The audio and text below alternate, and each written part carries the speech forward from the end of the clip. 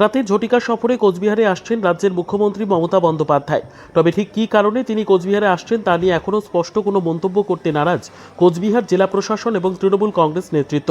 ইতিমধ্যেই সুরক্ষা ব্যবস্থা টানটান এবং আঁটোসাঁটো নিরাপত্তার চাদরে মুড়ে ফেলা হয়েছে সার্কিট হাউস চত্বর। আর কিছুক্ষণের মধ্যে রাজ্যের মুখ্যমন্ত্রী মমতা বন্দ্যোপাধ্যায় ঢুকবেন। বলা বাহুল্য, এর আগে তিনি গিয়েছিলেন ট্রেন দুর্ঘটনায় ক্ষতিগ্রস্তদের সাথে দেখা করতে। মুখ্যমন্ত্রী আসবে, মুখ্যমন্ত্রী কর্মসূচি, আমি বলবো যে কি কর্মসূচি হবে, এটা প্রশ্ন হলো। আসবেন মুখ্যমন্ত্রী, তিনি কি করবেন না করবেন সেটা আমার বলার অধিকারও নেই, আর দ্বিতীয় কথা হচ্ছে এখতিয়ারও নেই। নির্বাচনের জয়লাভের পর প্রথমবার মুখ্যমন্ত্রী এখানে আসছেন। কুচবিহার একমাত্র উত্তরবঙ্গে জয়লাভ করেছে, কতটা তাৎপর্যপূর্ণ দলের কাছে? আমার মনে হয় সেই জন্যই ওরা তো বাগডোগরার থেকে এখানে আসছে না, শিলিগুড়ির থেকে এখানে আসছে।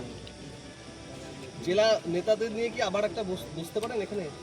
সেরকম কোনো খবর আমাদের কাছে নেই, আমরা সব তৈরি, ডাকলেই সুসুর করে সব ঢুকে যাবে। কোনো আপনাদের কাছে কি বার্তা এসেছে?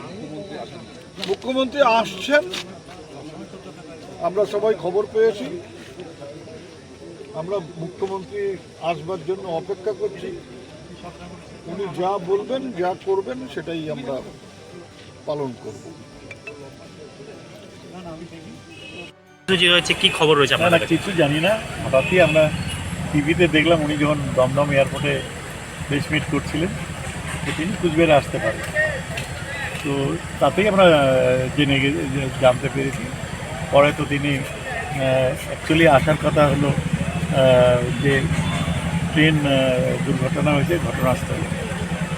দিদি এই ব্যাপারে তো সবসময় এই ঝড়ের সময় তিনি সবার আগে এসছেন, এবং ট্রেন দুর্ঘটনা এর আগেও তিনি এসছেন, আজকেও তিনি এসছেন।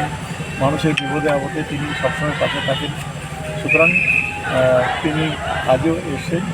এবং হঠাৎ করে আমরা ওই প্রেস মিটে দমদম এয়ারপোর্টে জানতে পারলাম তিনি কুচবিহারও আসতে পারেন, সুতরাং তারপর খোঁজ নিয়ে জানলাম যে তিনি আসতেছেন।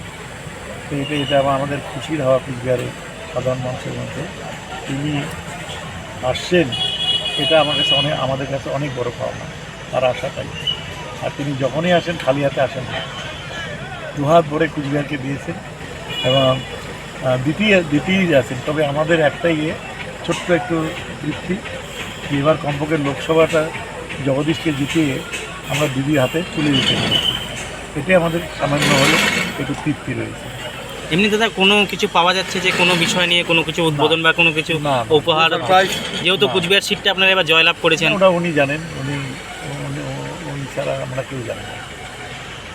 ঠিক আছে, রাতে কি আপনাদের ডাকা হয়েছে, কোনো মিটিং ফিটিং হবে? উনি যা বলবেন আমরা তো আসি, ডাকলে যাবো।